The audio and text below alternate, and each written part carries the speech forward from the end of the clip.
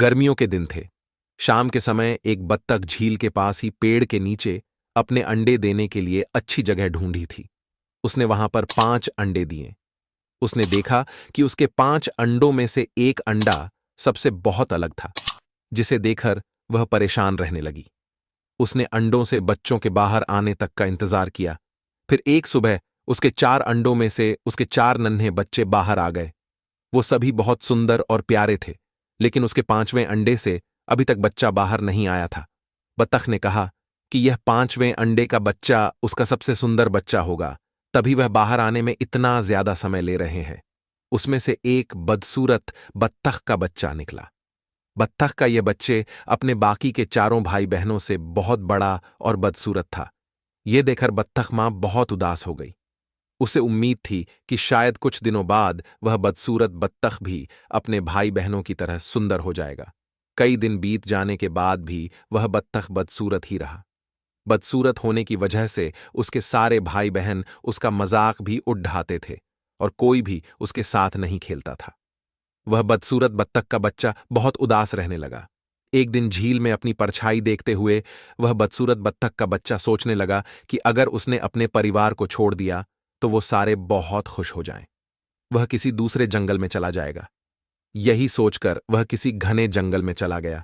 जल्द ही सर्दियों के दिन आ गए। हर तरफ बर्फ की बारिश हो रही थी। बदसूरत बत्तख के बच्चे को ठंड लग रही थी। उसके पास खाने पीने के लिए भी कुछ नहीं था। वहां से वह एक बत्तख के परिवार के पास गया। उन्होंने उसे भगा दिया। फिर वो एक मुर्गी के घर गया। मुर्गी ने भी उसे चोंच मारकर भगा दिया। उसी रास्ते में उसे एक कुत्ते ने देखा, लेकिन कुत्ता भी उसे छोड़कर चला गया। बदसूरत बत्तख उदास मन से सोचने लगा कि वह इतना बदसूरत है कि कुत्ता भी उसे नहीं खाना चाहता है।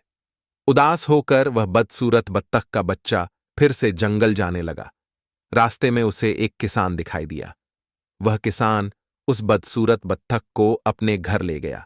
वहां पर उसे एक बिल्ली परेशान करने लगी तो वह वहां से भी भाग गया और फिर से एक जंगल में रहने लगा। कुछ ही दिनों में बसंत का मौसम आ गया। अब वह बदसूरत बत्तख भी काफी बड़ा हो गया था। एक दिन वह एक नदी के किनारे टहल रहा था। वहां पर उसने एक सुंदर राजहंसी को देखा, जिससे उसे प्यार हो गया। लेकिन फिर उसे लगा कि वह एक बदसूरत बत्तख है, इसलिए उसे वह राजहंसी कभी नहीं मिलेगी। शर्म से उसने अपना सिर झुका लिया। तभी उसने नही के पानी में अपनी परछाई देखी और वह हैरान हो गया। उसने देखा अब वह बहुत बड़ा हो गया है और एक सुंदर राजहंस में बदल गया है। उसे यह एहसास हो गया कि वह एक हंस है, तभी वह अपने बाकी के बत्तख भाई बहनों से काफी अलग था। जल्द ही उस बदसूरत बत्तख से राजहंस बने उस हंस ने हंसनी से शादी कर ली और दोनों खुशी